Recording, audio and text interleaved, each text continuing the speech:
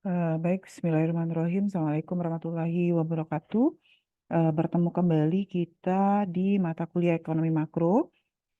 Ini mata kuliah kedua karena kuliah kedua dan ketiga yang harusnya sesuai jadwal saya tidak bisa masuk karena kondisi kesehatan saya yang kurang baik ya. Jadi semoga hari ini kita bisa selesaikan perkuliahan kedua dengan baik. Bagi mahasiswa yang belum mengaktifkan kamera, disilakan mengaktifkan kamera. Bagi 9 orang yang belum bergabung, mohon disampaikan untuk bisa segera bergabung. Materi kuliah hari ini juga sudah saya upload di ELE ya, dalam versi bahasa Inggris, tetapi kali ini saya akan masuk dengan menggunakan bahasa Indonesia, mengingat materi pembelajaran yang cukup banyak.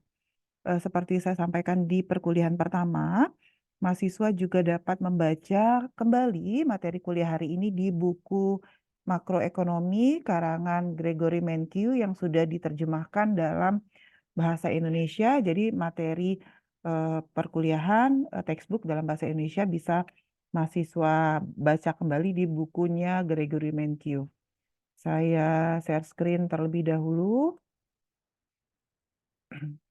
Ini adalah materi kita hari ini mengenai ilmu makroekonomi itu apa ya. Jadi hari ini sebetulnya kita akan bicara tentang data ilmu dalam makroekonomi. Sebentar, saya bikin.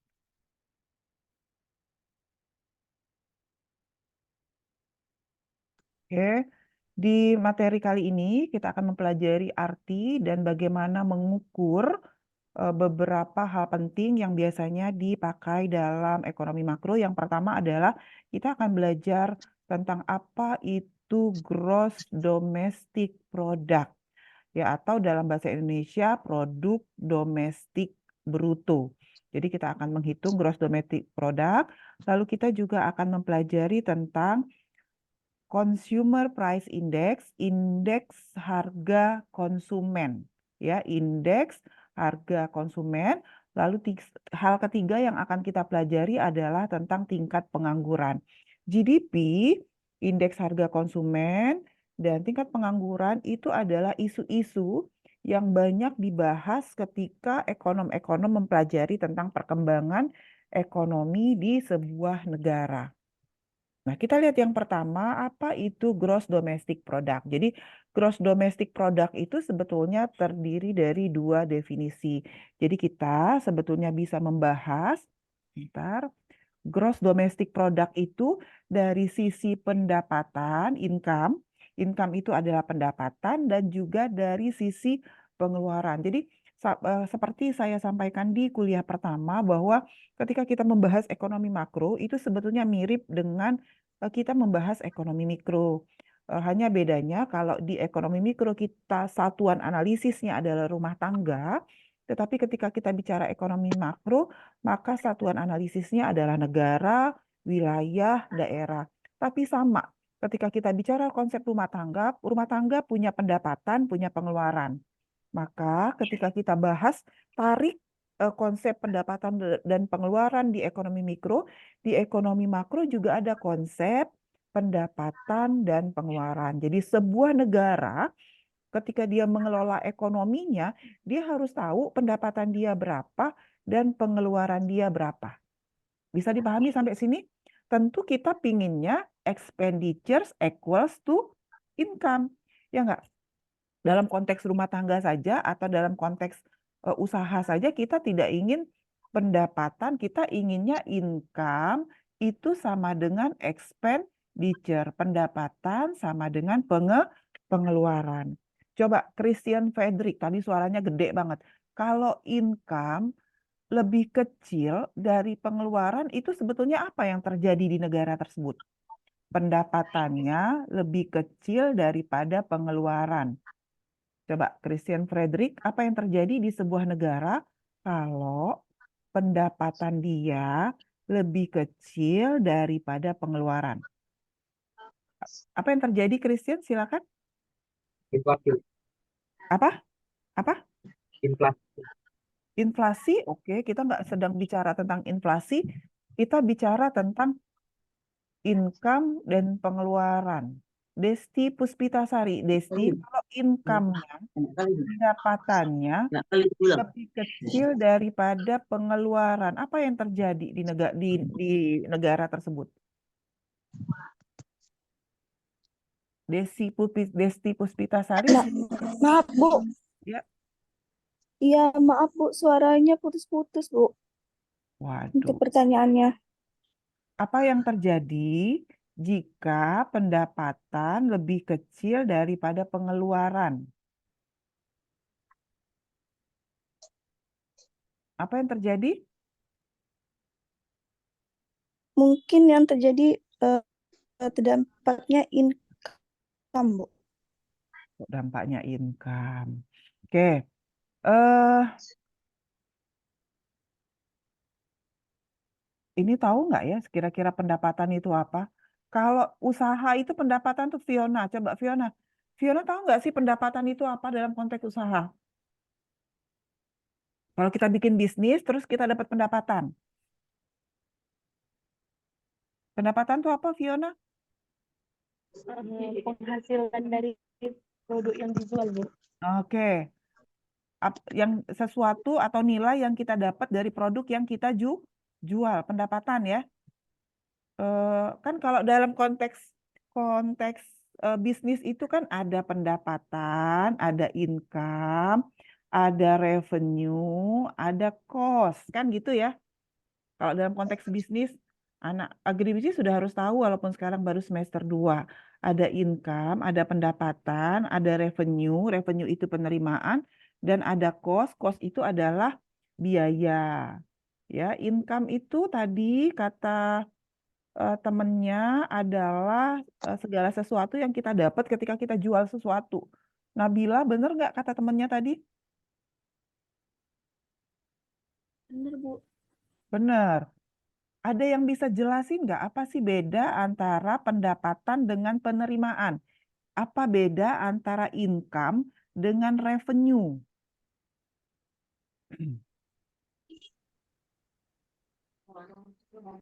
Ada yang bisa bantu menjelaskan? Silakan raise hand. Ada yang bisa bantu menjelaskan? Kalau seandainya mahasiswa agribisnis tidak paham apa itu konsep cost, revenue, dan income, maka ketika kita tarik ke perilaku rumah tangga, kita tarik bahkan ke perilaku negara, jadinya nggak paham. Ada nggak yang paham? Coba.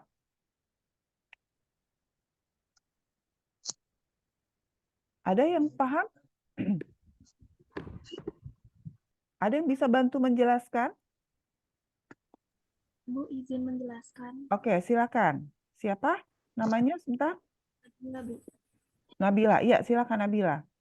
Kalau misalnya pendapatan tuh ialah hasil yang didapat, tapi kalau penerimaan tuh hasil yang didapat, kalau pendapatan tuh hak kita, Bu, kalau untuk menerima hasil itu. Oke. Di ekonomi makro itu dipelajari biaya total adalah jumlah dari apa? Ingat nggak? Biaya total, Fiona? Biaya total itu jumlah dari biaya apa tambah biaya apa? Di ekonomi mikro? Ekonomi mikro udah dapat kan? Semester 1.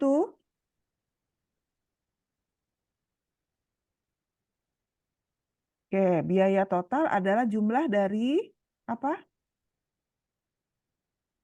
Biaya total, masih inget nggak? Biaya Karena tetap dan biaya variabel, Bu. Oke, sebentar. Siapa namanya? Christian Wawuwu. Viva ya? Viva ya? Siapa yang jelaskan Iya, tadi? Bu. Oke, Viva. Apa Viva tadi? Ulang coba. Biaya tetap Dan ditambah biaya variabel. biaya variabel. Ya kan kalau dalam konteks usaha. Ini akan kita pakai juga bahkan ketika kita mengelola sebuah negara. Hanya penamaan terhadap konsepnya yang berbeda. Jadi kalau mahasiswa tidak punya pemahaman terhadap konsep biaya, penerimaan revenue dengan baik, ditarik kemana saja dia nggak akan bingung. Tapi kalau mahasiswa paham, dibawa kemana saja dia akan paham. Jadi biaya total itu adalah jumlah dari biaya tetap ditambah biaya variabel. Biaya tetap itu apa? Coba, ada yang bisa bantu nggak biaya tetap itu apa? Biaya yang tidak berubah, Bu. Contohnya Biaya? itu ya gaji karyawan Oh, yang tidak biaya berubah. yang tidak berubah atau biaya yang tidak habis dipakai dalam satu kali proses produksi. Itu definisi pertama. Jadi kalau misalnya kayak usaha tani padi, tahun ini eh, pakai cangkul, tahun depan mau usaha tani padi lagi nggak perlu beli cangkul yang baru. Jadi cangkulnya sama. Jadi biaya yang tidak habis dipakai dalam satu kali proses produksi. Contohnya cangkul, traktor, itu biaya tetap. Dalam konteks negara apa misalnya? Dalam konteks negara, jika negara itu bangun jalan tol, biaya untuk bangun jalan tol itu tidak harus dikeluarkan setiap tahun. Bisa dipakai sampai puluhan tahun, itu biaya tetap.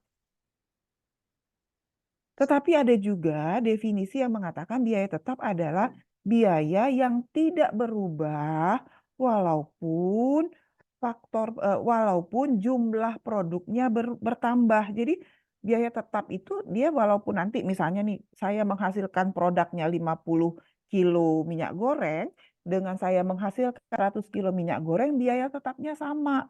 Tadi yang disampaikan oleh Pipa tadi. Contohnya apa? Biaya upah tenaga kerja, tapi tergantung juga upah tenaga kerja itu ada yang masuk biaya tetap, ada yang masuk biaya variabel. Yang biaya tetap yang mana? Misalnya direktur, sekretaris, itu biasanya dia masuk ke biaya tetap. Tapi kalau buruh harian atau tenaga kerja yang bekerja sesuai dengan jumlah produk, dia nanti akan masuk ke biaya variabel. Jadi biaya variabel itu apa? Biaya variabel adalah biaya yang habis dipakai dalam satu kali proses produksi. Contohnya apa? Contohnya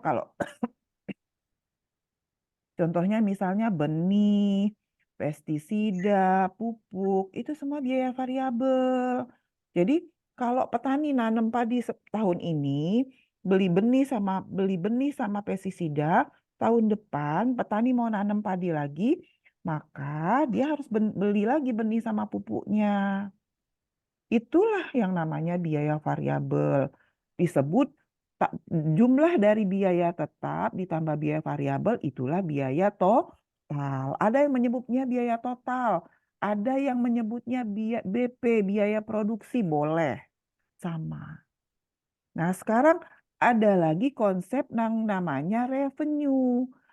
Ada yang menotasikan R, ada PN atau penerimaan. Apa itu penerimaan?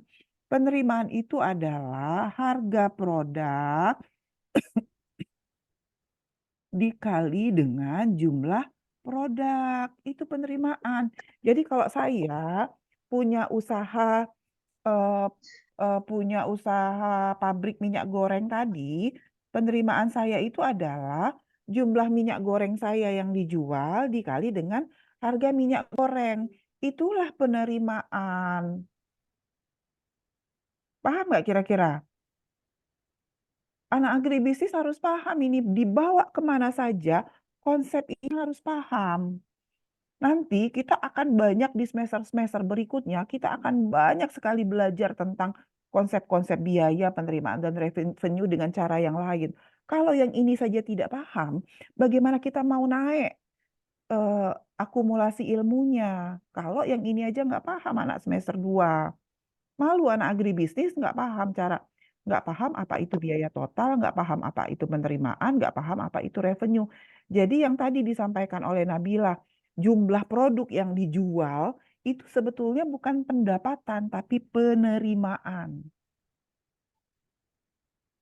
Ada lagi namanya income. Income atau keuntungan atau pendapatan.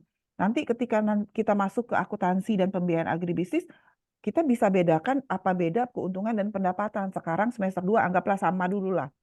Sebetulnya beda nanti pada saat kita sudah masuk ke perusahaan agribisnis. Ada income atau pendapatan. Kalau keuntungan notasinya kayak gini, P. Apa itu? Ada yang bisa bantu? Risa bisa bantu? Bagaimana cara menghitung pendapatan? Risa? Oktaria? Risa ada di kelas nggak? Risa ada di kelas? Ada Ris, Bu. bagaimana rumusnya? Tahu bagaimana rumusnya menghitung pendapatan?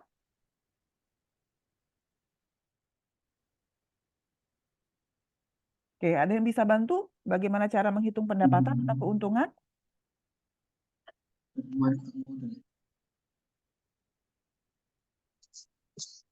Ada yang bisa bantu?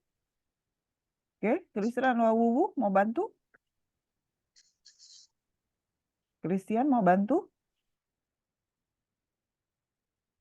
Nabila nggak bisa? Bagaimana cara pendapatan itu rumusnya apa? Rumusnya apa? Pendapatan? Masa nggak ada yang satupun di kelas ini yang bisa, yang tahu cara menghitung pendapatan?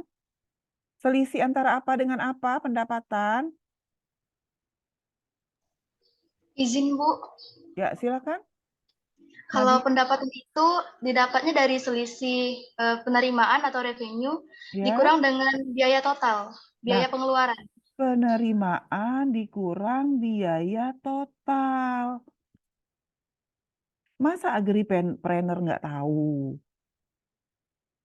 Penerimaan keuntungan itu adalah selisih antara penerimaan dikurang biaya. Jadi ketika tadi kita bicara tentang pendapatan nasional, kita tuh ada di sini nih. Nah, itu pendapatan nasional tuh konsepnya di sini. Artinya dia sudah bersih, sudah dipotong dengan biaya produksi sebetulnya pendapatan nasional itu. Jadi dalam konteks rumah tangga, dalam konteks bisnis, dalam konteks negara, ketika kita akan menggunakan konsep biaya penerimaan pendapatan, tapi dengan cara-cara yang berbeda. Di konteks rumah tangga misalnya, kita nggak mungkin, pernah dengar nggak rumah tangga yang besar pasak daripada tiang? Pernah dengar besar pasak daripada tiang? Pernah dengar nggak rumah tangga yang kayak gitu? Pernah Bu. Nah, Bu. Nah, apa itu artinya besar pasak daripada tiang? Pengeluaran lebih besar daripada pendapatan, Bu. Pengeluaran lebih besar daripada pendapatan. Jadi makanya tadi saya bilang kalau income lebih kecil dari pengeluaran, apa yang terjadi?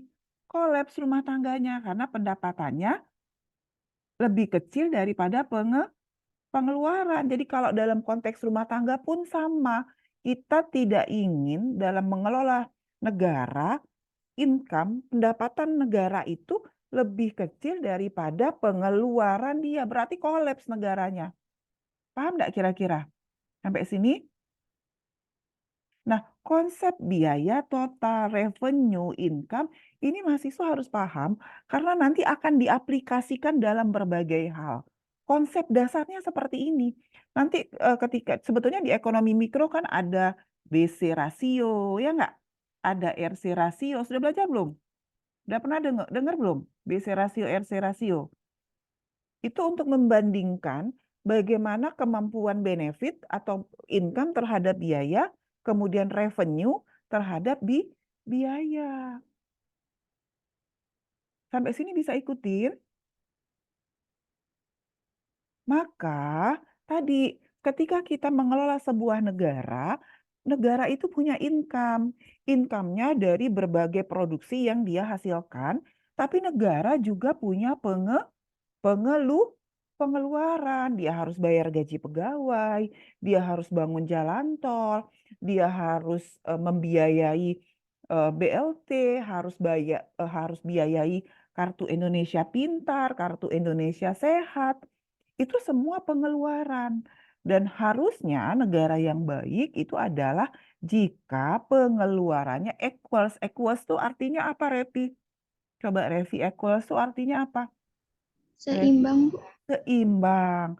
Jadi kalau seimbang minimal setiap income yang kita dapat itu bisa menutupi pengeluaran. Bisa ikutin sampai sini? Nah, ini adalah konsep sederhana bagaimana konsep pendapatan dan pengeluaran itu terjadi. Ya, jadi kita membahas jadi ekonomi makro itu nanti dia ada ini yang paling sederhana perekonomian, namanya perekonomian dua sektor.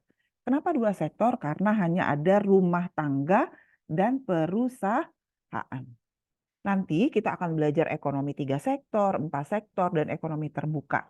Tapi kita mulai dulu dengan yang paling sederhana, ekonomi 3 sektor. Apa yang kita bisa jelaskan dari perekonomian 3 sektor? Sebentar.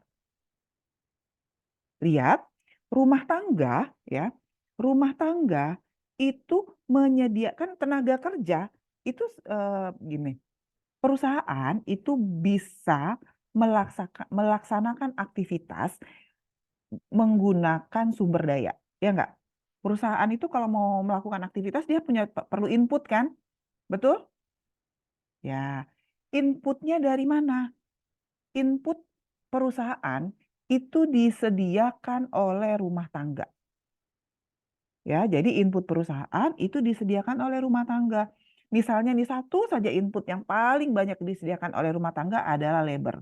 Apa itu labor? Labor itu adalah tenaga kerja. Jadi rumah tangga menyediakan tenaga kerja. Jadi rumah tangga ini tenaga kerjanya kerja di perusahaan. Karena dia kerja di perusahaan, maka tenaga kerjanya dapat apa ke rumah tangga? Perusahaan harus kasih income ke rumah tangga, ialah pendapatan. Bisa ikutin sampai sini? Nah, karena perusahaan tadi menggunakan tenaga kerja melakukan proses produksi, dari proses produksi perusahaan akan menghasilkan barang.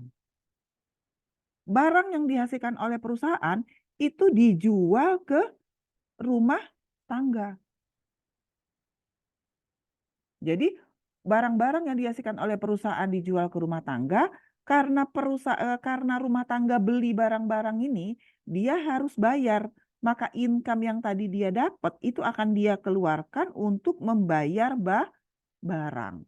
Jadi dalam konteks ekonomi itu ada dua siklus. Yang pertama adalah siklus produk dan yang kedua adalah siklus uang.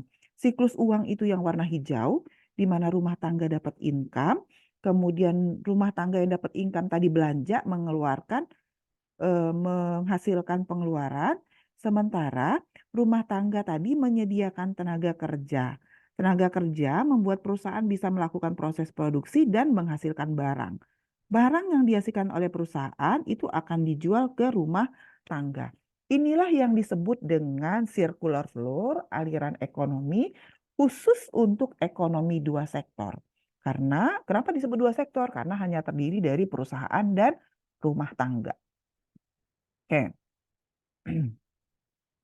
Mauli Cantika, coba diulang dulu apa yang saya sampaikan tadi. Silakan Mauli. Kalau dari input perusahaan Heeh. disediakan kan di rumah tangga menyediakan tenaga kerja untuk perusahaan. Barang-barang yang telah dibuat oleh rumah tangga tenaga kerja tadi dijualkan oleh ke rumah tangga lagi dan inputnya ya pelan-pelan. Barang-barang yang dijualkan oleh perusahaan dibeli lagi oleh yang di rumah tangga. Oke, Messi Jorin, silakan dilengkapi Messi.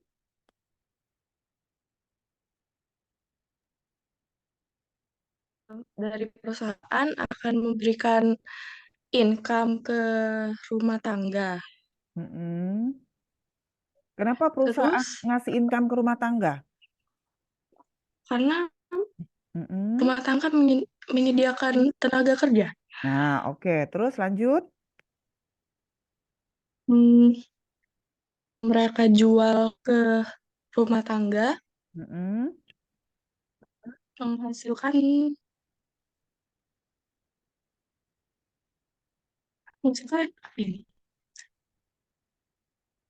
Gimana? Arif Rizky Aprianto, silakan Arif dilengkapi. Iya, Bu.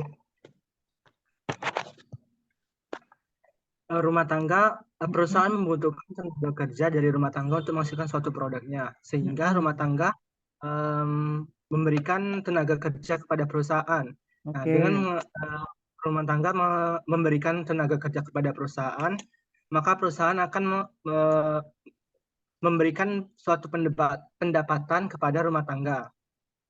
Jadi tenaga kerja yang diterima perusahaan akan menghasilkan suatu produk yang produk tersebut akan dijual ke rumah tangga itu lagi.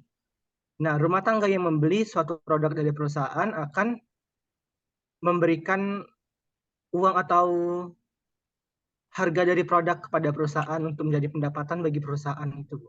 Oke. Jadi konsepnya sebetulnya kalau ini adalah negara yang hanya terdiri dari 2 sektor, maka kita pinginnya income equals to expenditure. Ya enggak? Bisa ikutin sampai sini? Bisa? Oke, lanjut ya. Nah.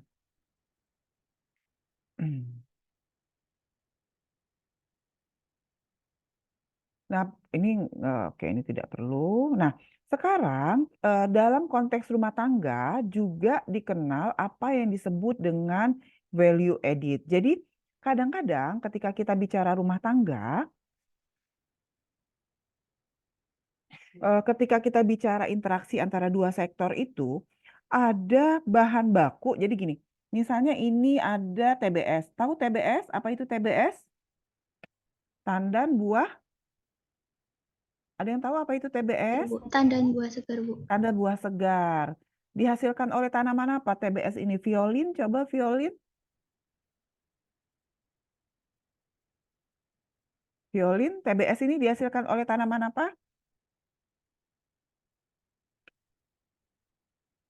Violin. TBS dihasilkan oleh tanaman apa? Istilah TBS ini muncul untuk tanaman apa sih? Nah, tidak tahu. Oke, Romizah Putri untuk tanaman apa, Romizah? TBS ini untuk tanaman apa? Ya. Lasri Zahra? Lasri apa? Biasanya untuk tanaman perkebunan. Tanaman perkebunan. Bisa lebih spesifik tanaman perkebunannya apa? Kelapa sawit. Perkebunan Iya. izin jauh, Bu. Kenapa? Tanaman yang memiliki tandan, yang bertandan, Bu. Iya, ya paling banyak dipakai untuk tanaman kelapa sawit. Nah, TBS, kan Indonesia ini negara utama penghasil TBS di dunia sekarang. Sekarang, TBS itu tidak bisa diolah langsung jadi minyak goreng. Dia harus diolah dulu jadi CPO. CPO itu adalah crude palm oil. Nah, ini apa yang dimaksud dengan nilai tambah? Pengolahan TBS menjadi CPO itu ada value added-nya. Pengolah CPO menjadi minyak goreng juga ada value added, ada nilai tambah. Ya, jadi misalnya ketika TBS harganya cuma 1.000. Ya, ketika diolah jadi CPO harganya jadi 1.500. Ketika jadi minyak goreng harganya jadi 2.500. Maka nilai tambah dari TBS menjadi CPO itu adalah 500 value added-nya. Nilai tambah CPO menjadi minyak goreng itu adalah 1.000.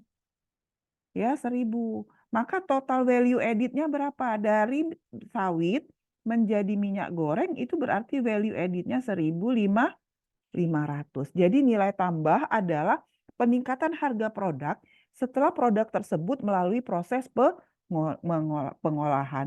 Used to produce. Jadi dia melalui proses produksi. Jadi ada nilai tambah. Jadi ada final goods, ada value added, dan ada GDP. Nah, GDP itu hanya untuk nilai dari barang akhir. Jadi tadi kan saya sampaikan bahwa ketika saya bicara tentang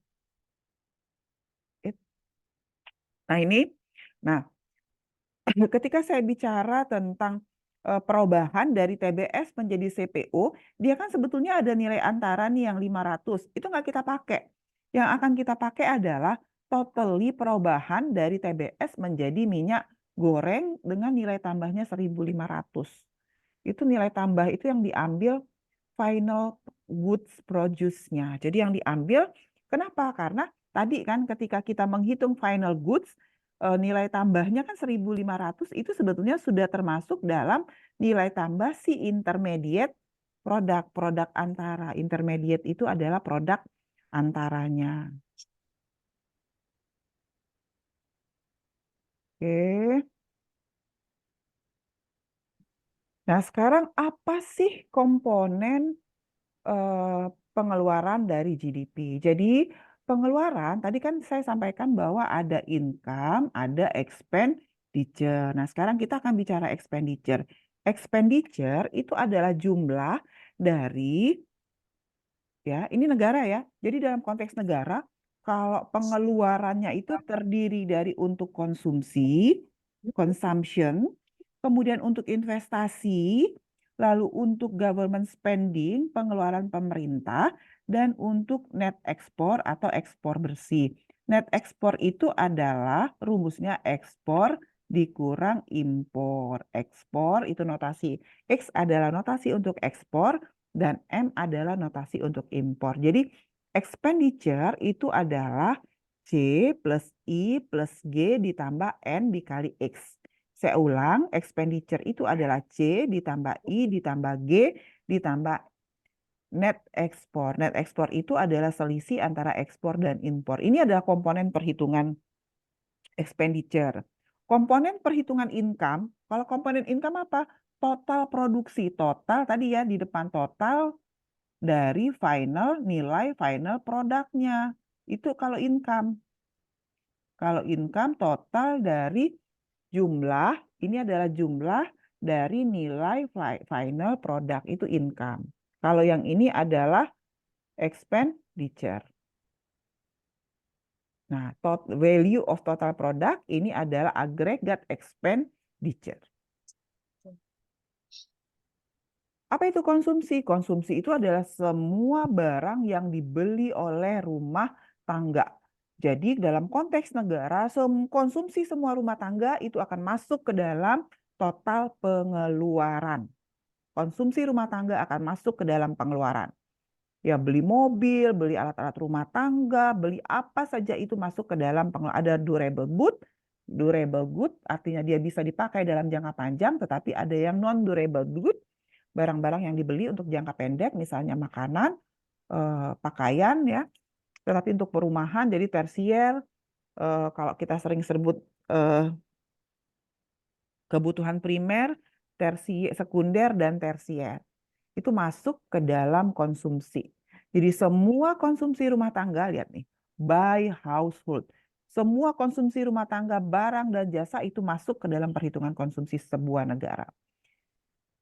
Jasa juga jalan-jalan. Ini adalah total konsumsi di Amerika Serikat tahun 2028.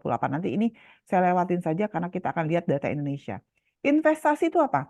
Semua pengeluaran yang digunakan untuk barang-barang capital, barang-barang modal. Ya, misalnya kita bangun investasi yang sekarang itu yang lagi marak-marak betul dibangun, jalan tol. Itu investasi. Bangun jembatan, itu investasi pemerintah. Ya, atau bangun perumahan, itu investasi. Ya, investasi ini bisa masuk ke dalam kategori pengeluaran rumah tangga maupun nanti yang dikelola oleh pemerintah. Jadi bisnis fixed investment, residensial, kalau bisnis berarti investasi untuk bisnis, investasi untuk perumahan, kemudian investasi untuk persediaan. Semua masuk ke dalam investasi.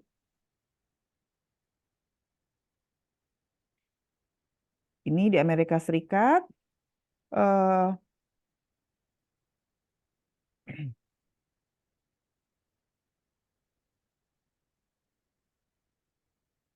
Oke, investasi itu adalah pengeluaran untuk capital baru. Capital itu modal-modal baru. Ya, misalnya tanggal 1 bulan 1 2009 perekonomian itu mempunyai $5.000 capital. selama 2009 melakukan investasi $60.000. Maka total investasi di bulan 1, tanggal 1 bulan 1 2010 itu adalah 500 ditambah 60 menjadi 560. Itu adalah total investasinya. Ada persediaan, ada aliran.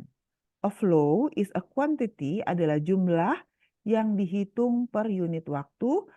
Misalnya ya, investasi di Amerika Serikat selama 2009 itu adalah 2,5 triliun dolar. 2,5 triliun dolar. Itu adalah aliran. Kalau aliran, kalau stok ini persediaan. Stok ini bahasa Indonesianya persediaan ya. Dia menghitung pada waktu tertentu. Misalnya tanggal 1 Januari persediaannya 26 triliun. Itu per tanggal tertentu. Tapi kalau flow aliran itu sepanjang tahun. Selama 2009 itu ada aliran masuk investasi sebesar 2,5. Totalnya alirannya stok itu persediaan hanya di awal tahun atau di akhir tahun. Nah, ini flow, stok itu yang ada di dalam.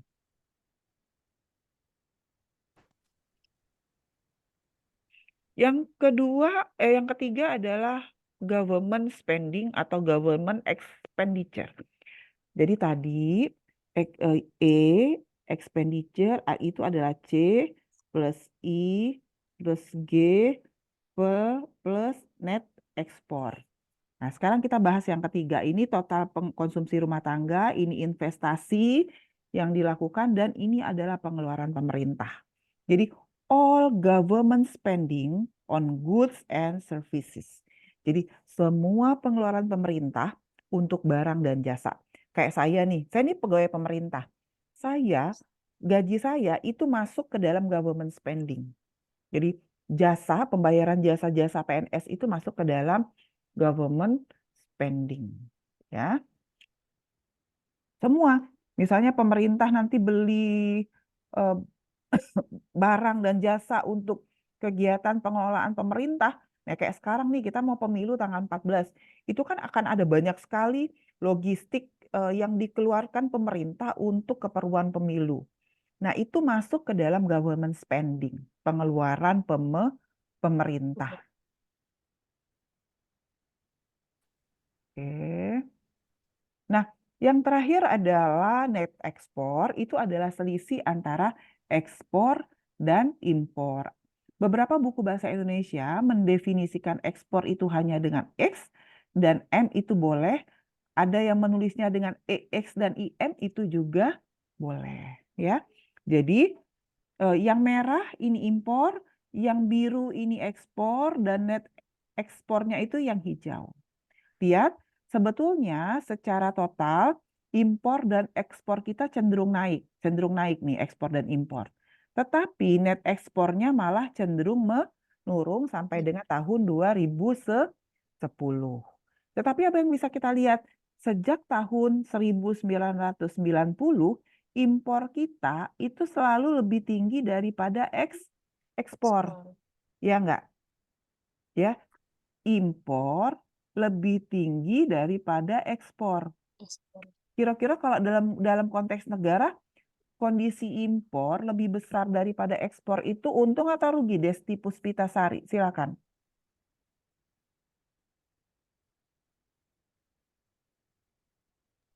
Untung, Bu. Untung. Impor lebih besar daripada ekspor. Kerugian, Bu Sari.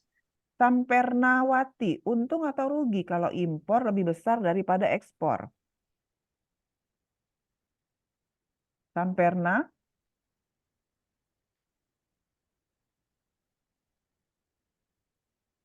Atika Suryani. Atika, untung atau rugi Atika?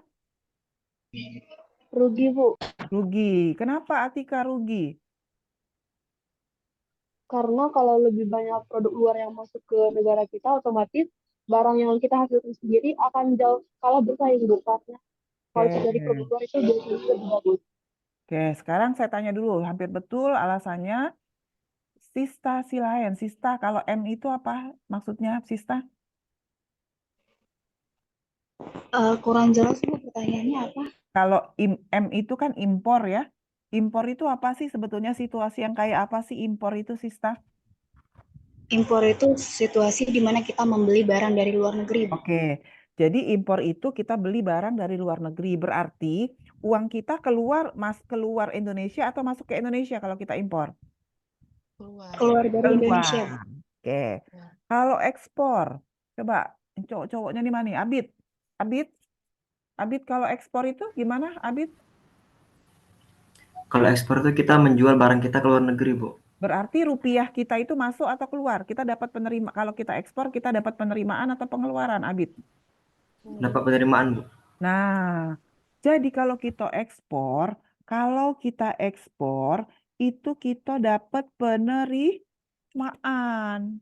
Kalau kita impor, kita justru melakukan pengeluaran. Maka kalau impor lebih besar dari ekspor, rugi negara kita karena uang kita itu justru lebih banyak keluar. Tapi kalau ekspor lebih besar dari impor, berarti yang masuk uang yang masuk ke negara kita itu lebih besar daripada yang keluar.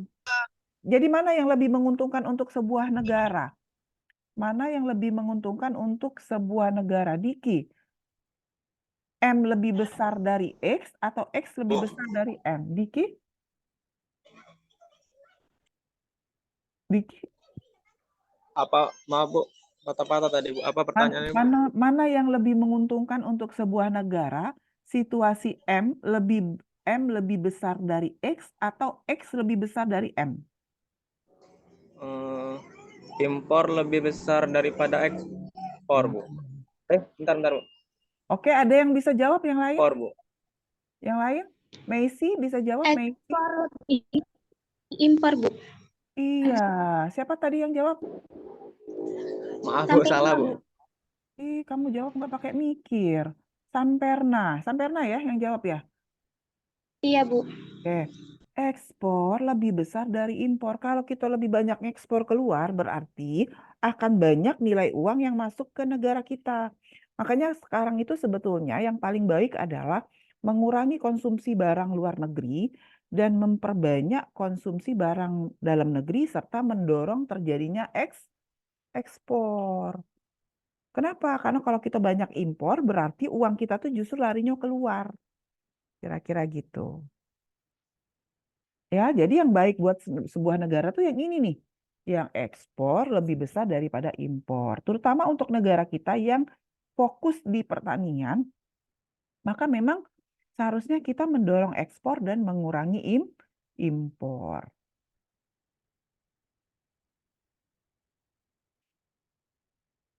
Oke. Ya sudah ya, ini contoh-contoh saja.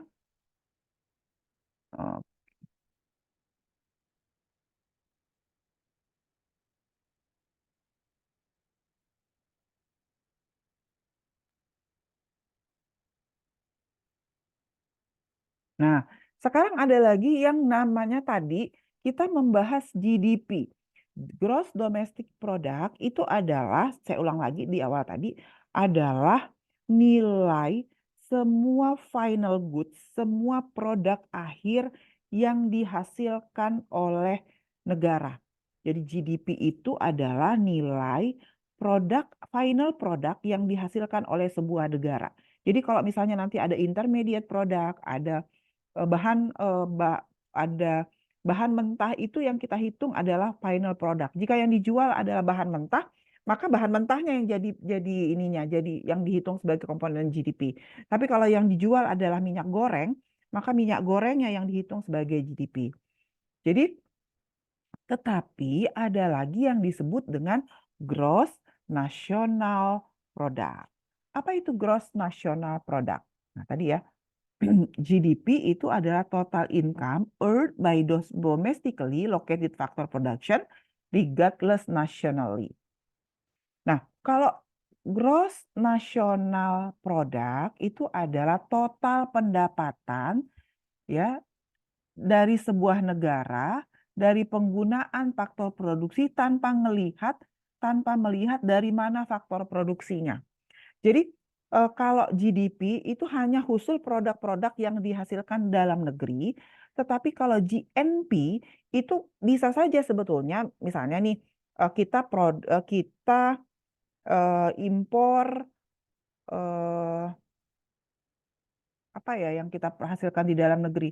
Oh, kita impor bahan baku untuk bikin mobil, gitu ya. Kemudian bahan bakunya dari luar semua, kemudian kita rakit dan kita hasilkan mobilnya di dalam negeri.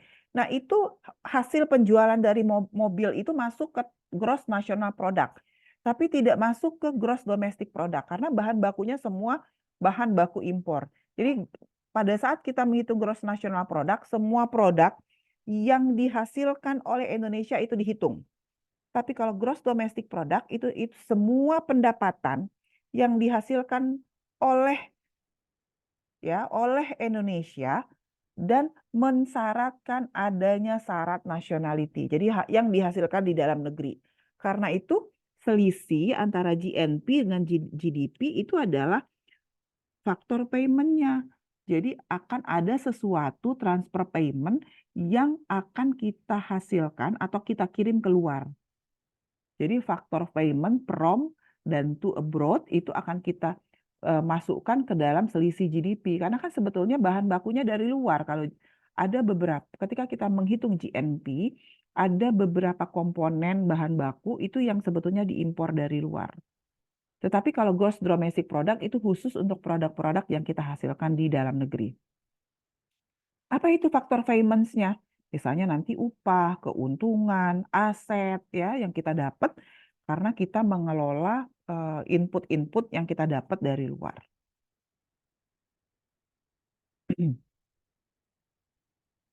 Nah, ini salah satu nanti yang akan kita bahas di negara kita, GDP sama GNP itu mana yang lebih besar.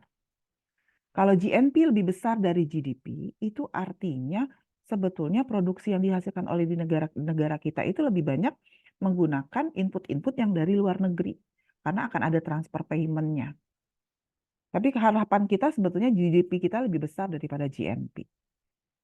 Nah, ini di Filipina ya, jadi rata-rata selisih antara GDP dengan GNP, lihat ya rata-rata tuh semua lebih besar GDP, lihat mohon maaf, rata-rata semua lebih besar GNP daripada GDP. Karena ada komponen transfer payment yang harus dibawa ke luar negeri. Ini GDP-nya, komponen dalam negerinya. Ya, rata-rata semua lebih besar.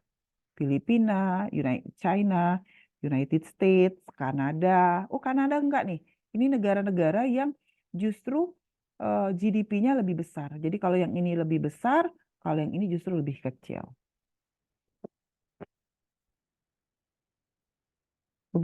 Tugas pertama adalah menghitung GDP dan GNP Indonesia mana yang lebih besar. Nah, ada lagi pengukuran pendapatan yang lain namanya NI atau National Income, itu adalah GNP, Gross National Product dikurang dengan depresiasi. Jadi National Income itu adalah kompensasi dari perusahaan, kemudian pendapatan, sewa, keuntungan, tingkat bunga, kemudian pajak, itu masuk ke dalam national income.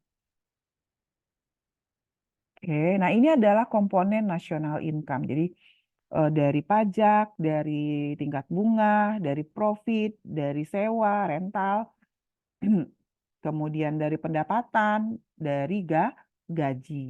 Jadi rata-rata national income itu komponennya adalah terdiri dari gaji, kompensasi terhadap tenaga kerja. Tadi national income, ini personal income. Personal income itu adalah selisih dari national income, dikurang semua yang pajak-pajak tadi, itu adalah personal income. Jadi national income, NI, dikurang komponennya ini, maka dia masuk menjadi personal income. Atau ada lagi istilah disposable personal income, itu adalah personal income, dikurang dengan pajak, ya, dikurang dengan personal tax dan non-tax payment. Disposable income is what household and consumption and is what households and non-corporate business have to spend or to save. Jadi disposable income itu sebetulnya nanti adalah berapa sih pendapatan yang akan jadi pengeluaran mereka untuk rumah tangga sama perusahaan. Jadi sebelum saya masuk ke sini, sebentar, saya tambah slide dulu.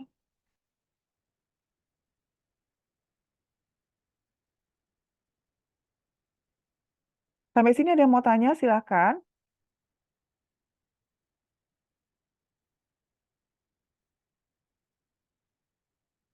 Ada yang mau tanya? Barusan kita mempelajari tentang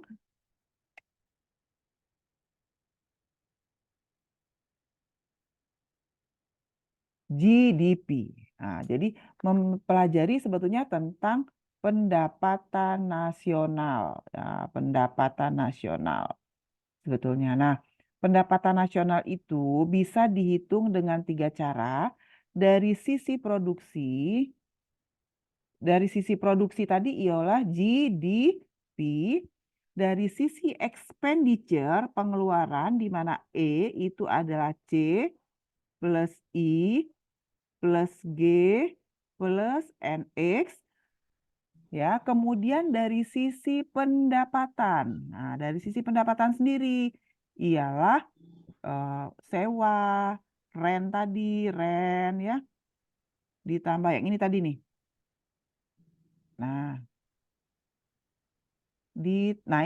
ini dari sisi pendapatan nasional, pajak, tingkat bunga, keuntungan, sewa, pendapatan properti, kemudian juga dari gaji pegawai. Itulah yang masuk ke dalam komponen pendapatan. Jadi kalau di bukunya Sadono Sukirno mengatakan bahwa pendapatan nasional itu nanti sama, mau dihitung misalnya nih, kalau dari sisi produksi kita dapatnya 1 triliun, maka pada saat kita menghitung pendapatan nasional dari sisi expenditure juga nanti pengeluarannya juga harus 1 triliun. Dari sisi pendapatan nasional, sewa, pendapatan nasional, pendapatan masyarakat, sewa, rental, keuntungan, itu juga harus 1 triliun. Jadi pendapatan nasional itu bisa dihitung dari 3 sisi, dari sisi produksi yaitu GDP, dari sisi expenditure, dan dari sisi pendapatannya sendiri. Ya.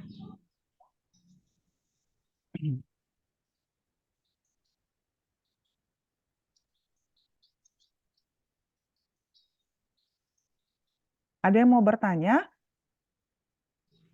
Kalau tidak ada, saya lanjutkan dengan pendapatan real dan pendapatan nominal. Tadi disampaikan, GDP adalah nilai dari semua barang dan jasa yang dihasilkan oleh satu negara. Ya, ingat ya, ada GDP, ada GNP. Kalau GNP itu adalah barang-barang yang dihasilkan oleh satu negara, tapi di dalam proses produksinya itu ada komponen impornya juga. Kalau GDP itu semua jadi locally gitu aja, semua dihasilkan di dalam negeri bahan bakunya. Nah, dalam konteks menghitung GDP itu ada istilah nominal, ada istilah real. Kalau istilah nominal itu menggunakan using current price. Bahasa Indonesia current price itu adalah harga berlaku. Real GDP itu menggunakan constant price. Bahasa Indonesianya adalah harga konstan. Jadi nominal GDP itu menggunakan harga berlaku, real GDP menggunakan harga konstan.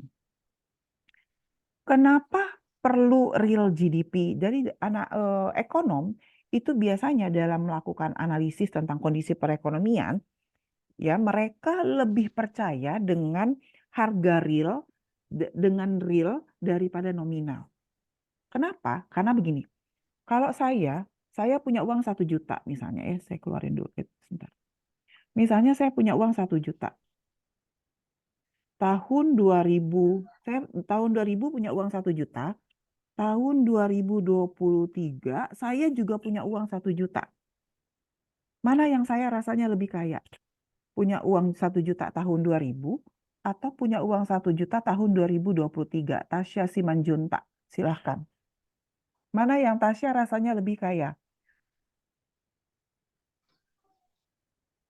Punya uang 1 juta tahun 2000 atau 1 juta tahun 2023? Tasya Simanjuntak. Silahkan Tasya. Tasya? Ya Bu, maaf Bu, bisa nggak pertanyaan? Mana yang rasanya lebih kaya? Punya uang 1 juta tahun 2000 atau punya uang 1 juta tahun 2023? Punya uang 1 juta di tahun 2000. Kenapa? Kenapa Tasya merasa lebih kaya punya uang 1 juta di tahun 2000? Karena pada tahun 2000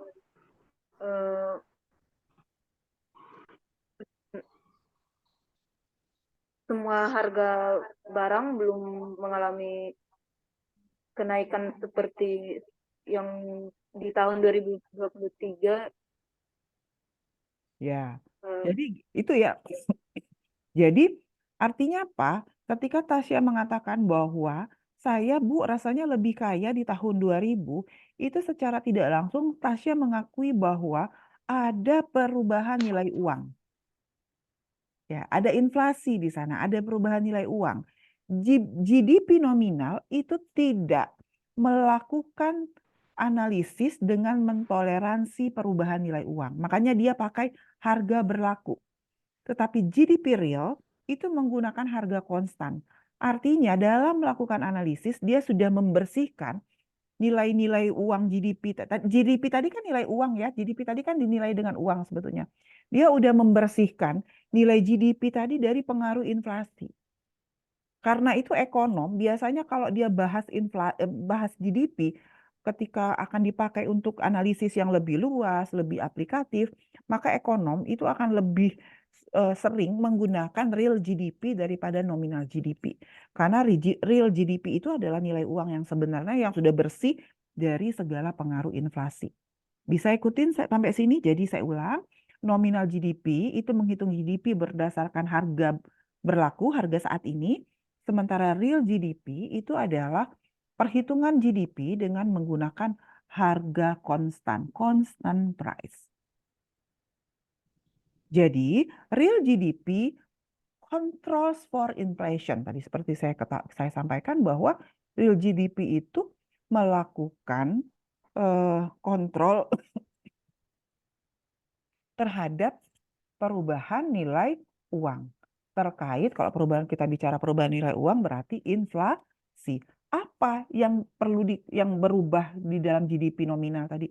Yang pertama perubahan uang, perubahan harga, price, change in price, change in a quantity of output produce, perubahan dari jumlah barang yang diproduksi. Jadi perubahan change in a real GDP itu nanti hanya akan bicara dengan perubahan kuantitas saja. Dia nggak lagi bicara perubahan nilai uang. Karena di dalam real GDP perubahan nilai uang itu sudah dikoreksi. Nah ini GDP real. Kalau ini adalah PS nominal, ini adalah nominal, dia harga saat itu dibagi saat itu ya, jadi harga sekarang dikali dengan jumlah sekarang. Tetapi kalau GDP real kita akan pakai harga pada saat harga konstan dikali dengan jumlah saat ini. Jadi kalau ini misalnya GDP tahun T itu adalah harga tahun 2023 dikali dengan jumlah tahun 2003. Tapi kalau GDP realnya adalah kalau kita pakai harga konstannya 2000, maka harga tahun 2000 dikali jumlah tahun 2023. Jadi ini harganya dijaga konstan. Itulah beda antara real dan nominal. Lanjut ya. Nah, dalam konteks yang tentu kita nggak, Bu, masa sih Bu terus-menerus setelah 23 tahun pakai harga 2000 harga 2.000 kan nggak masuk akal juga. Analisis kita menjadi bias juga kalau terus-menerus produksi dari tahun 2001 sampai 2023 itu kita kaliin dengan harga tahun 2000. Maka muncullah jadi ekonom mengembangkan apa yang disebut dengan konsep GDP deflator. Indikatornya adalah inflation rate, tingkat inflasi. Jadi dikembangkanlah yang disebut dengan GDP deflator. Rumusnya adalah nominal GDP dibagi GDP real dikali dengan 100. Disebutlah dengan GDP deflator. Nah, misalnya ini di tahun 2006 GDP nominalnya 46.000, GDP realnya 46.000 tetap ya karena tahun konsalnya tahun 2006, maka di sini 100 karena nominal bagi real, kemudian 51 dibagi 50 dapatnya 102, 58 bagi 52 ini bagi ini dapatnya 102. Lihat inflation rate-nya tuh sebetulnya sebesar selisih yang di ujung. 12,1 dikurang 2,8 itu 9,1. Itulah 9 sebesar inflation rate-nya.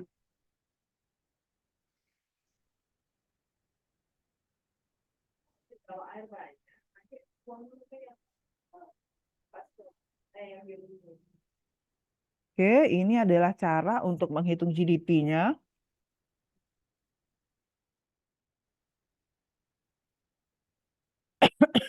Ini nanti ada soal ya, kita langsung ke soal saja untuk menghitung GDP real, measuring economic growth dengan menggunakan GDP real. Jadi kalau kita mau menghitung pertumbuhan ekonomi, maka yang jadi indikator itu ada real GDP. Jadi kita tidak boleh menghitung pertumbuhan ekonomi menggunakan GDP nominal, ya. Bagaimana cara menghitung pertumbuhan ekonominya? Rumusnya lihat, ini adalah harga di tahun konstan, ini IT-nya, ini adalah harga konstan, ini adalah jumlah produksi tahun sebelumnya. Dibagi, jadi harga tahun konstan dikali dengan jumlah produksi, dibagi dengan harga tahun konstan dikali dengan jumlah produksi tahun lalu. Itu cara menghitung GDP atau lebih detail lagi, ini adalah sigma dari harga dikali jumlah produksi tahun lalu dikali dengan produksi sekarang dikali produksi tahun lalu dibagi dengan ini jumlah dari IB harga tahun konstan dikali dengan produksi tahun lalu. Sama seperti kita menghitung pertumbuhan. Rumus pertumbuhan. Oke. Oke.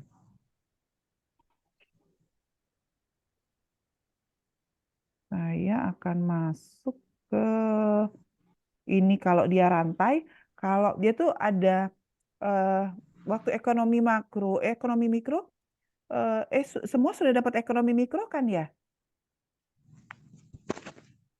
Sudah ya? Ekonomi mikro, Lasri sudah dapat ekonomi mikro kan? Hah? Sudah pernah dapat ekonomi mikro belum? Sudah. Sudah. Di ekonomi mikro ada belajar elastisitas. Belajar elastisitas.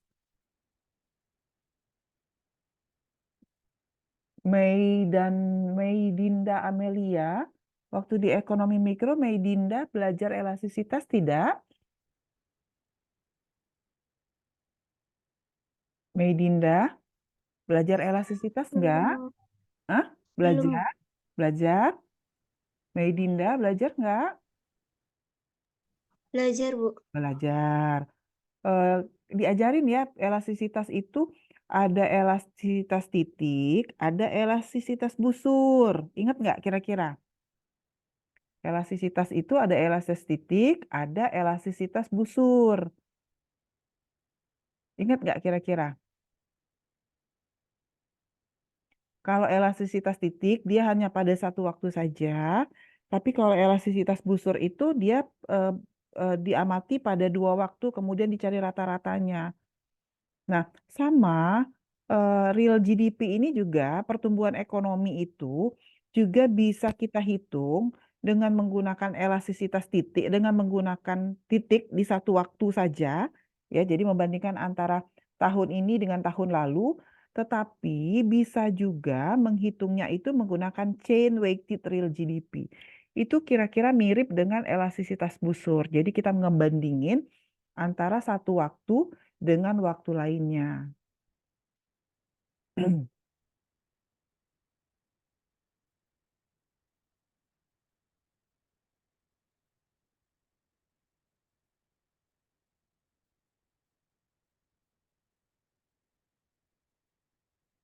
Sampai sini ada yang mau tanya dulu nggak kira-kira? Ini kelasnya diem, diem, diem. Silakan kalau ada yang mau tanya dulu. Ada yang mau tanya?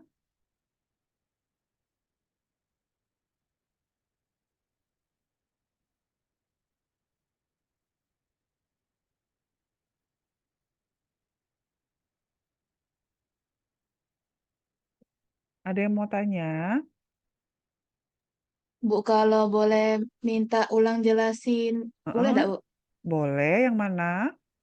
Yang national income sama personal income sama itu. Heeh. Nah, itu kayak gimana, Bu, yang disposable itu, Bu? Oke. Bentar, mana tadi national income? Ibu lan jelasi kemana-mana, berarti kalau nggak ngerti, langsung aja, Bu, tanya ulang ini, Bu, ulang, Bu, gitu ya. Jadi saya udah kemana-mana ya. Oke, nah ini personal income. Oke. Kok balik ke sini dia malah skip.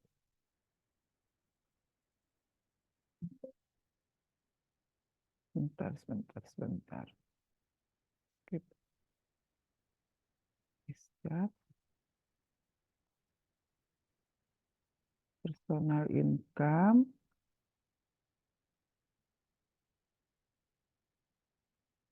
Kalau yang real GDP sama ini sudah paham ya?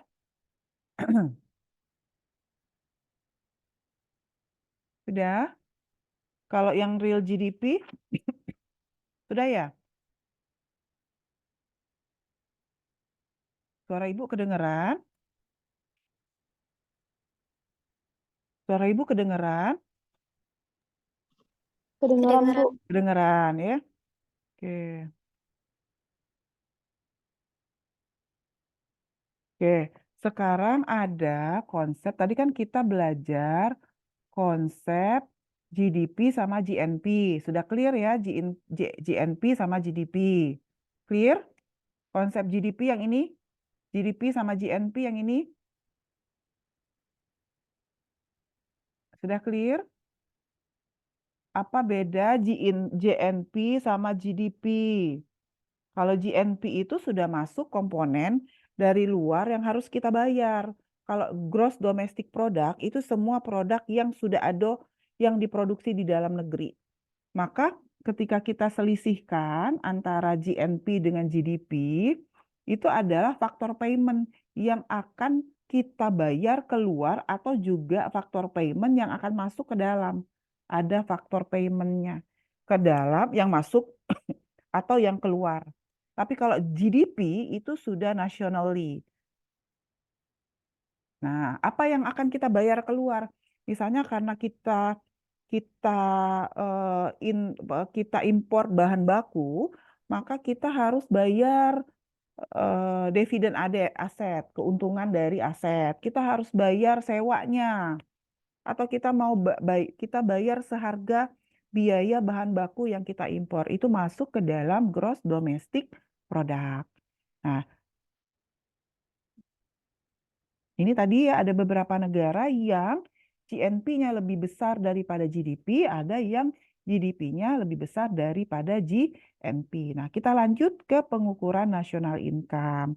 National income itu adalah GNP dikurang dengan depresiasi, atau depresiasi itu adalah penyusutan. Jadi karena gross domestic product itu berkaitan dengan input, ya, berkaitan dengan berkaitan dengan produksi-produksi, termasuk juga barang-barang dari luar yang kita produksi di dalam negeri, maka kita akan bicara tentang depresiasi atau penyusutan.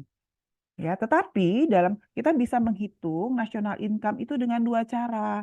Yang kedua, national income, pendapatan nasional itu bisa kita hitung dari semua pendapatan yang kita dapat. Jadi tadi saya sampaikan bahwa pendapatan negara, ya, pendapatan negara itu bisa dihitung dengan 3 cara jadinya.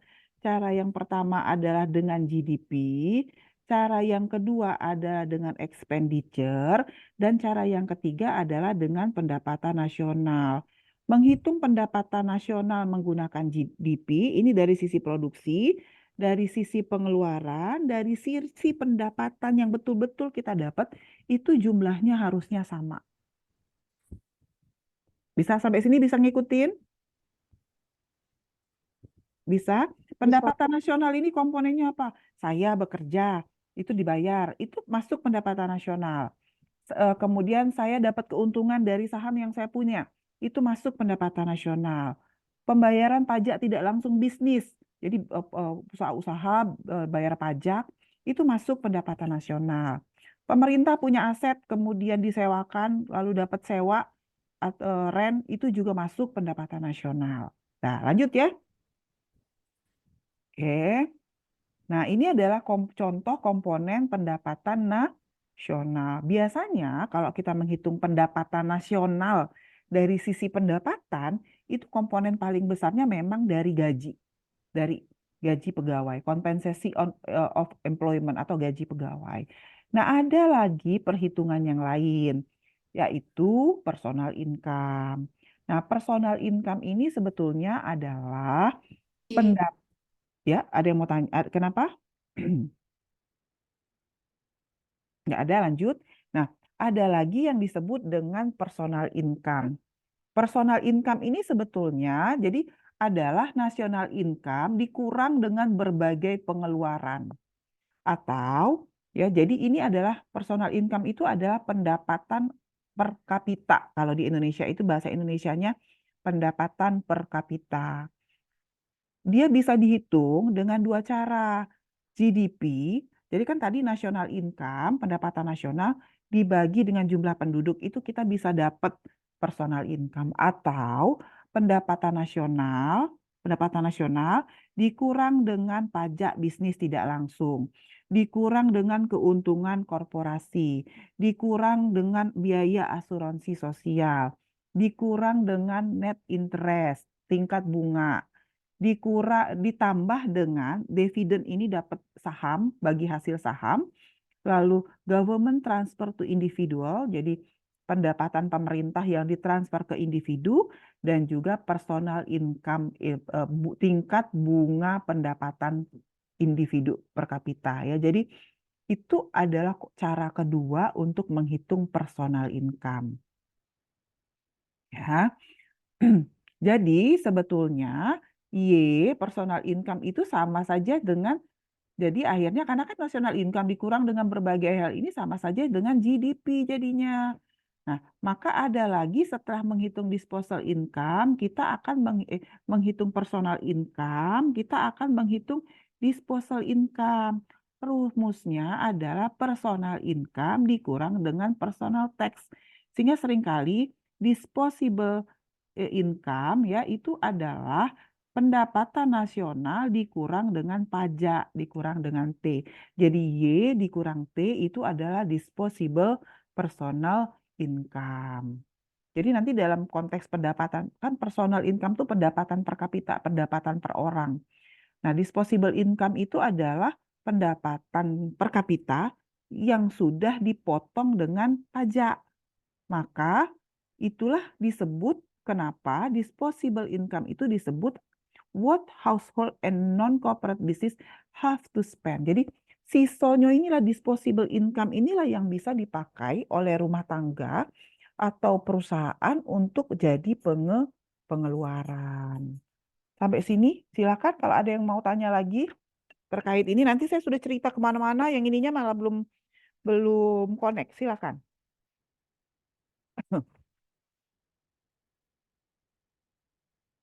Bagaimana?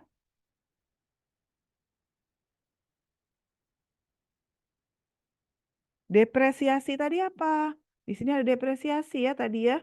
Nah, depresiasi itu adalah jumlah persediaan pabrik, peralatan, struktur residen ekonomi. Jadi yang habis dipakai dalam 1 tahun. Jadi depresiasi itu penyusutan. Jadi kalau misalnya saya bangun jembatan, bangun pabrik dalam konteks nasional, kemudian bangun jalan tol itu, maka national income itu akan didapat dari gross national product dikurang dari depresiasi berbagai investasi kapital tetap tadi. Ialah tadi kalau di dalam bukunya Menkyu itu dia sebut dengan persediaan pabriknya, alat-alat pabriknya, kemudian struktur perekonomian yang habis dipakai pada tahun tersebut. Ini sebetulnya enaknya ngitung ininya pakai soal ya. Nanti kita kasih soal aja ya. Saya masih belum dapat asisten untuk ekonomi makro, tapi saya punya apa namanya modul praktikumnya. Jadi nanti walaupun kita nggak punya asisten, mahasiswa bisa kerjakan modul praktikumnya karena di sana banyak latihan soal terkait perhitungan-perhitungan ini tadi. Saya lanjut ya. Ini adalah data-data Amerika. Ini saya lewatin aja data-data. Nah, Consumer Price Index.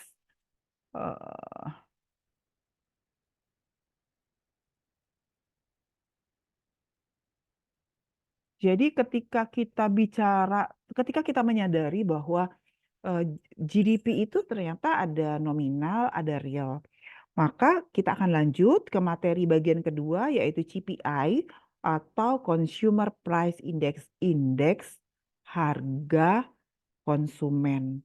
Jadi konsumen pun ketika kita bicara harga barang, itu konsumen juga akan bicara tentang perubahan harga. Ya, kadang-kadang ketika kita bicara ini ya, a measure of overall level of price. Biasanya CPI ini akan dipublikasi oleh BPS setiap tahun. Ya, jadi bahkan setiap bulan ada perubahan CPI jika memang inflasinya itu terjadi lumayan besar. Jadi penggunaan gunanya untuk apa ya, CPI itu untuk menganalisis perubahan biaya hidup rumah tangga. Kemudian melakukan penyesuaian terhadap inflasi. Kemudian membandingkan, nah ini yang penting, membandingkan. Sebetulnya kenapa kita perlu CPI? CPI ini akan berguna untuk kita sebagai konsumen membandingkan harga sekarang dengan harga yang lalu, naik atau turun. Tadi kan saya tanya, kalau saya punya, kalau saya beli, kalau dulu saya beli laptop harga 5 juta, kalau sekarang misalnya saya beli laptop harganya 10 juta, tetapi komponen penyusunnya sama. Tentu saya merasa lebih mahal membayarnya, kira-kira gitu. How the bill constructs. Ya. Nah, bagaimana sih CPI itu dihitung? Jadi CPI itu dihitung dengan cara jumlah cost ini maksudnya adalah price barang tertentu bulan ini dengan harga barang tersebut di tahun dasar. Jadi kalau kita menghitung GDP itu ada current period, kemudian ada constant period, maka ketika kita menghitung CPI itu juga ada base period. Base period ini sama seperti kita menghitung konstan. Harga tahun konstan dan ini adalah harga berlakunya dikali 100%. Nah, ini adalah contoh komposisi dari CPI.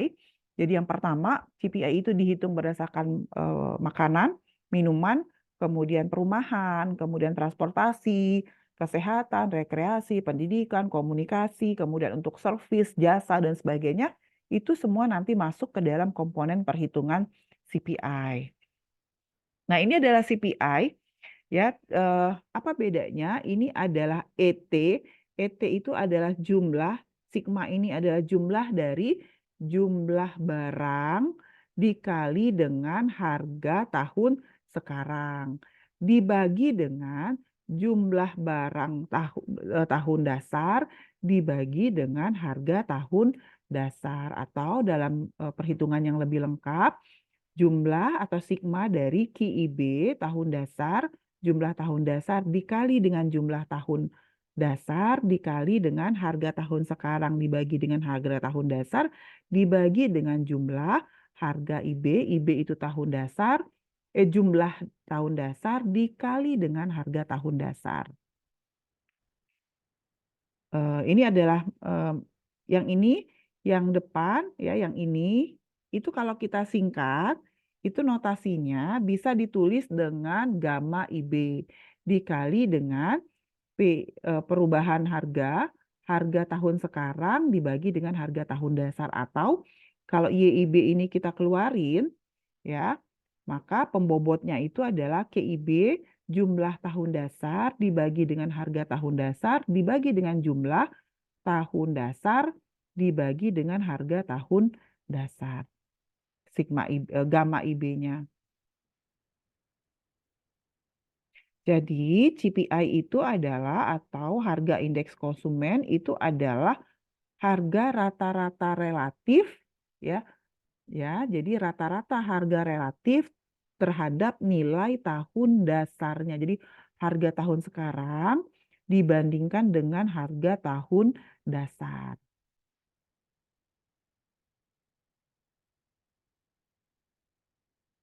Tetapi ada beberapa ekonom yang mengatakan bahwa CPI ini sebetulnya memiliki substitution bias. Jadi kenaikan harga tahun ini dibandingkan dengan tahun dasar tuh tidak mempertimbangkan bahwa sebetulnya perubahan harga itu bisa terjadi tidak terlalu tinggi atau bahkan menjadi terlalu tinggi karena barang tersebut punya produk substitusi atau justru tidak punya produk substitusi. Jadi harusnya kalau barang-barang yang punya produk substitusi, harganya tuh naiknya nggak terlalu banyak. Karena ketika harga dia naik, konsumen akan beralih mengkonsumsi barang-barang substitusinya. Justru harganya akan naik banyak, peningkatan harga itu akan makin tinggi untuk produk-produk yang tidak punya barang substitusinya. Jadi dia bias substitution, kira-kira gitu.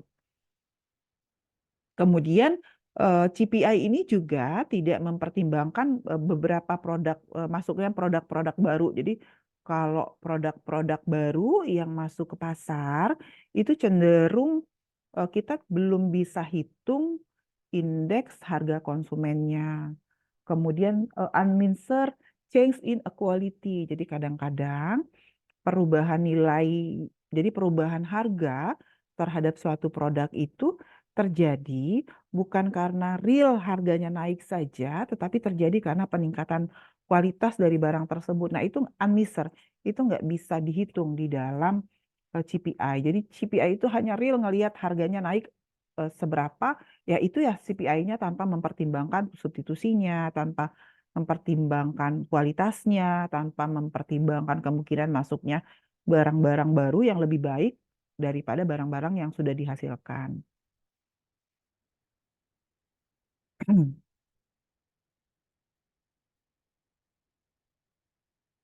Kita sudah mempelajari CPI dan juga GDP deflator. Apa bedanya? Ya tentu bedanya kalau GDP deflator dia mempertimbangkan semua barang yang diproduksi oleh sebuah negara. Tetapi kalau CPI itu hanya mempertimbangkan harga dari barang-barang tertentu saja. Ya.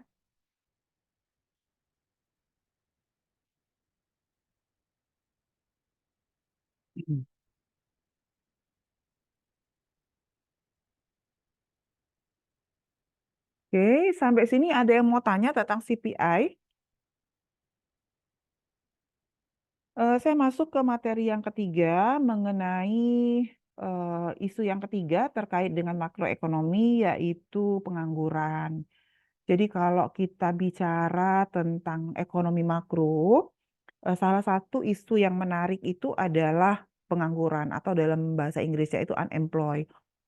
Sebetulnya di BPS ya, kalau kita bicara struktur kependudukan BPS tidak secara clear bercerita atau menjelaskan tentang apa itu pengangguran.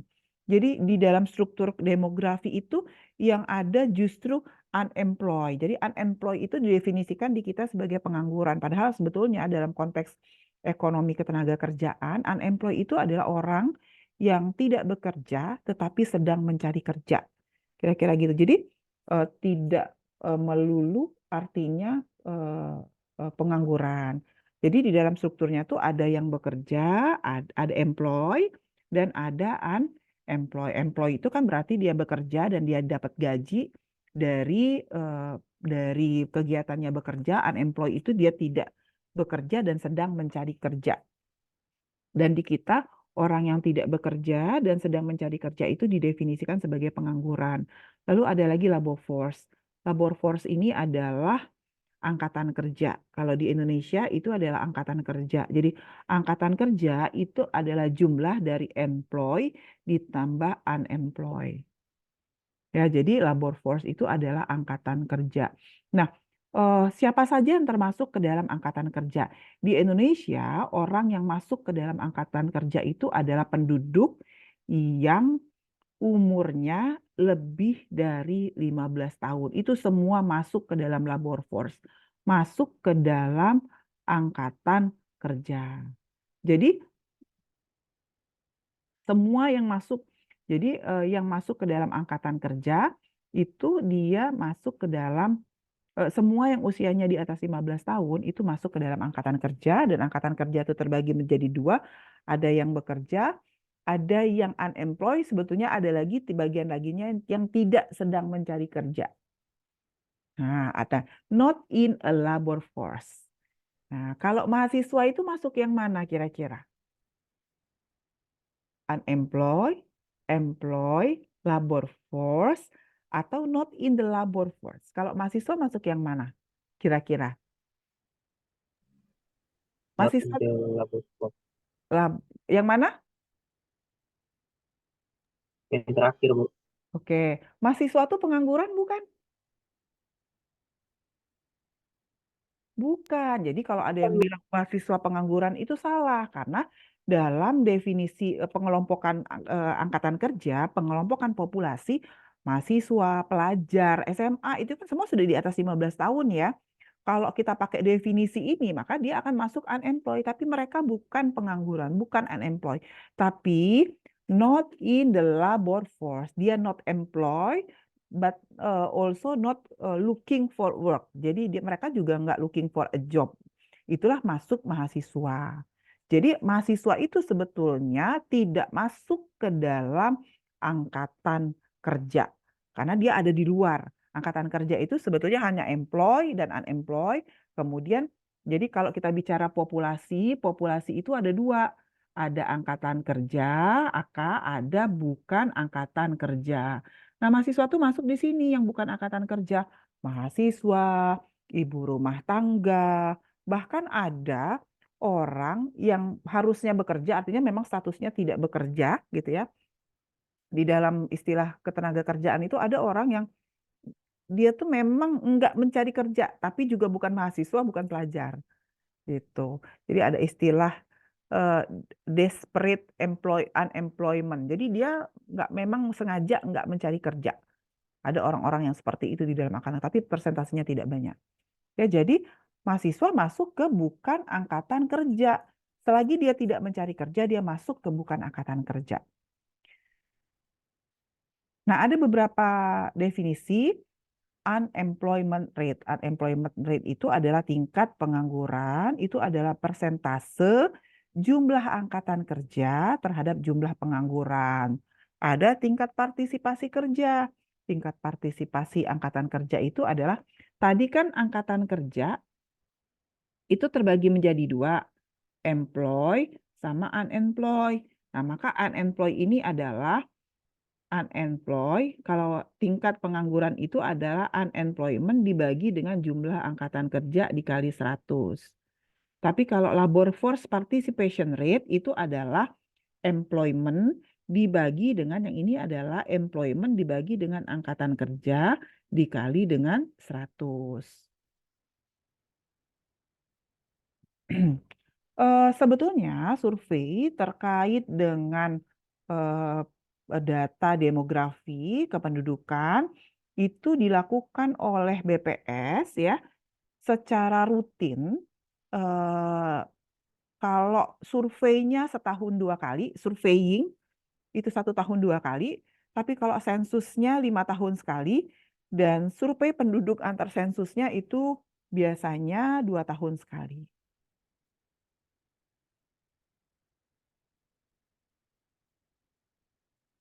Nah, ini adalah pertumbuhan tenaga kerja berdasarkan hasil survei. Oke.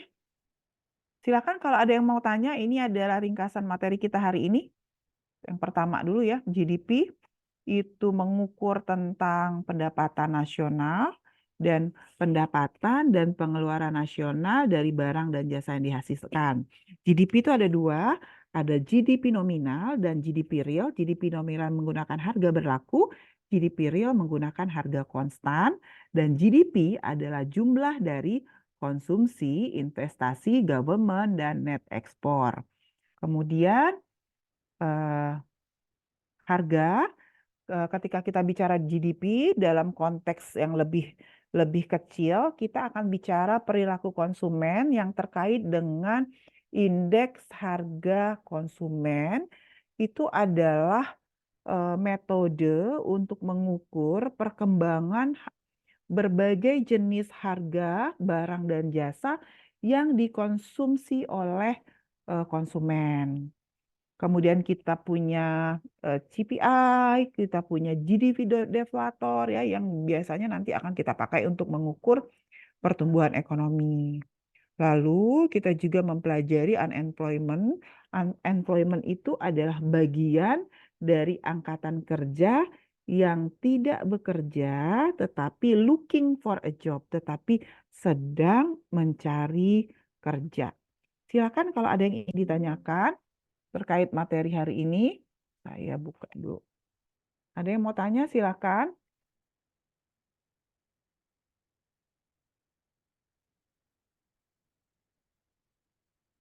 Kalau nggak ada yang tanya, saya yang tanya nanti. Silakan kalau ada yang mau tanya. Kok mau buka ya? Udah buka.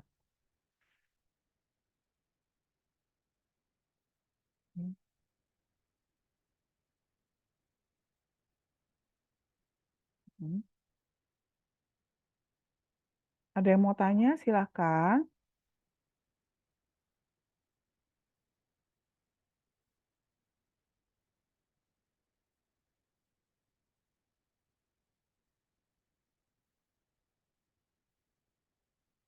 Kalau tidak ada, saya akan jam 10 ada kuliah nggak? Sebentar ya, kita lihat dulu wifi-nya bagus nggak nih.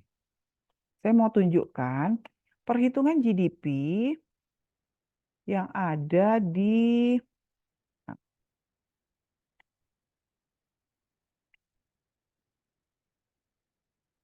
bentar. Ibu izin, Bu.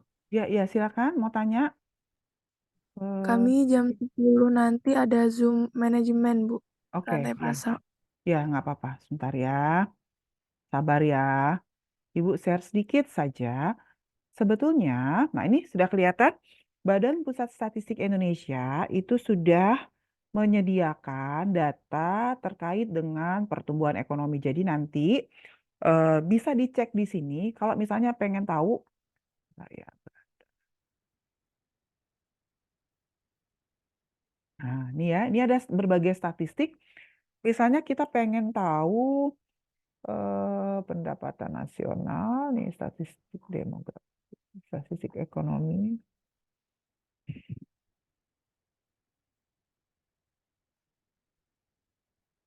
Nah, ini statistik makroekonomi kita lihat ya. Oke. Produk domestik bruto.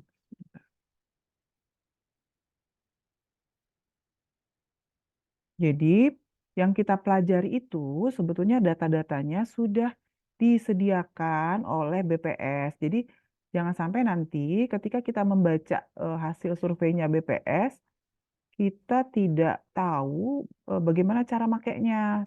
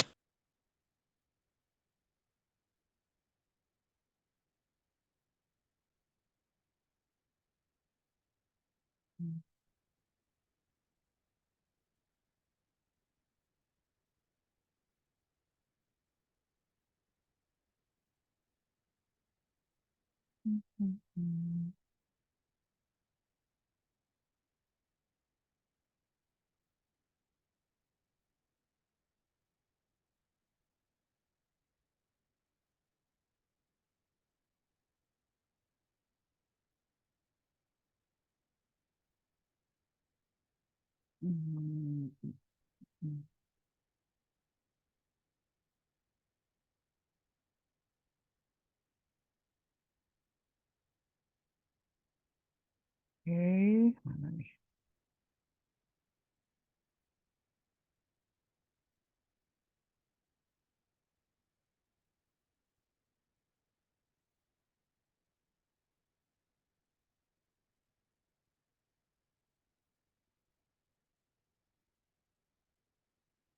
Coba kita lihat indikator ekonomi ya. Oh, nggak ada diunduh.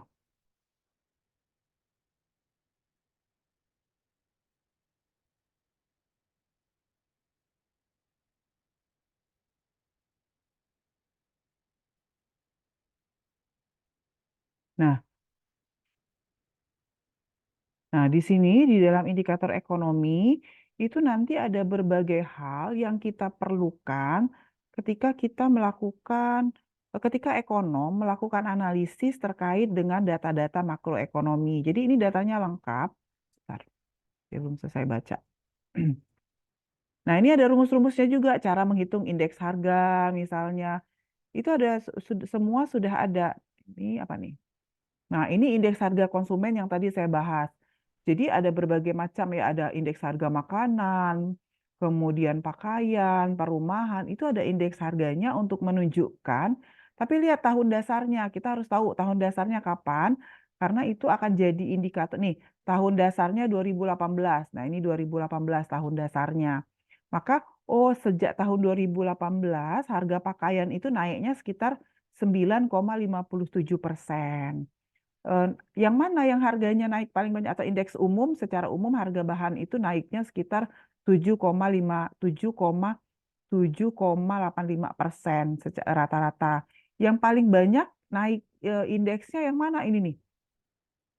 Perawatan pribadi dan jasa lainnya itu naik sampai 13%. Nah, ini November 2021, November 2022, Januari 2023 itu datanya ada. Nah, ini indeks harga konsumen untuk gabungan berdasarkan berbagai jenis bahan. Nah, ini indikator ekonomi. Jadi, ini inflasi, kalau kita bicara kenaikan harga, inflasi juga disediakan oleh BPS. Jadi, jangan sampai nanti kita tidak bisa membaca data-data yang ada di BPS. Jadi, semua datanya itu tersedia di BPS. Kira-kira seperti itu. Ada yang mau tanya, silahkan. Ada?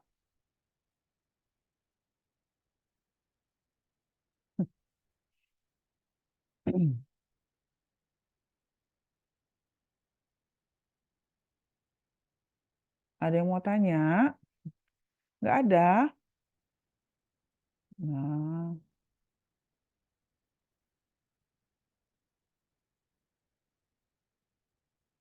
nggak ada yang mau tanya? Bunyi senyap ini.